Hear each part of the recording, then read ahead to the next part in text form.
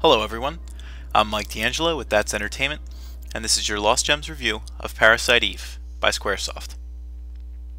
In the back half of the 90s, Squaresoft pretty much manhandled the RPG competition. Two main series Final Fantasies and a spin-off tactical RPG were included in this list. But there were plenty of other games that the developer pushed into the PlayStation catalog. Among these was 1997's hybrid action RPG title called Parasite Eve, which was based off of a 1995 novel of the same name. While Square's most prestigious titles banded groups of do-gooders together to save the world as a team, Parasite Eve led a single cop into one of the developer's most horrifying and sci-fi heavy narratives. With the separation from the norm, did the game suffer from its risk-taking, or was a weight lifted since there were new freedoms to explore?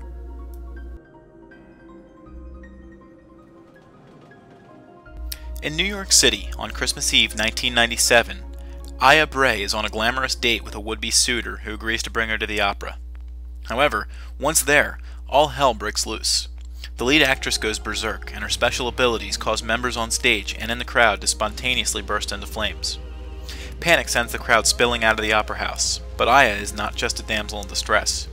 She is a rookie police officer who is gripped by the sudden violent outburst. Fearlessly, she rushes the stage. The woman responsible for the carnage, Melissa Pierce, speaks cryptically about Aya and her suppressed powers. After a brief showdown, she escapes, leaving Aya to try to track her down.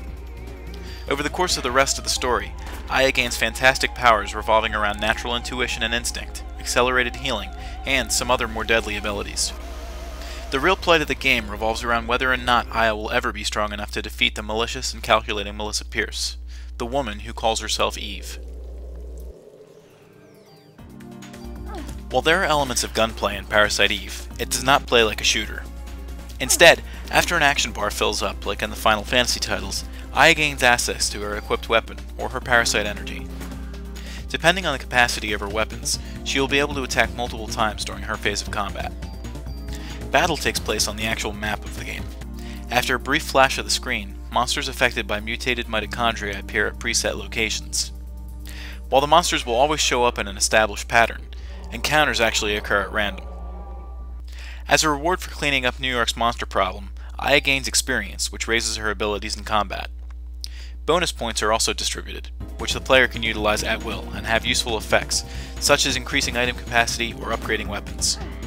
Outside of combat, Aya can tune up weapons if she has tools available. Unfortunately, Parasite Eve is one of those games that really needs an aesthetic makeover. The game would clearly benefit from a remake, as the visuals end up looking very jaggy. The style, on the other hand, was handled fairly well, and the cutscenes in some places managed to get your hopes up. While the game is playable, the game did not age too well visually since its release. The sound is fairly impressive for a PlayStation game. Consider the fact that the development team took the time to associate footsteps differently depending upon where Aya walked, and you get a good grasp of how much effort was put toward making the game's noises seem authentic. This definitely helps the game's cause, as sadly, voice work was omitted from the title.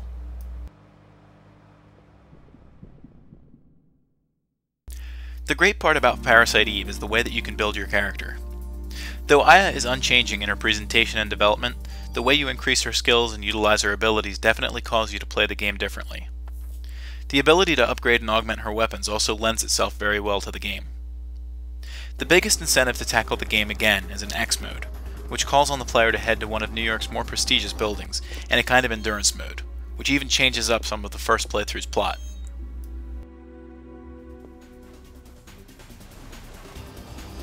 Ultimately, Parasite Eve is a good game.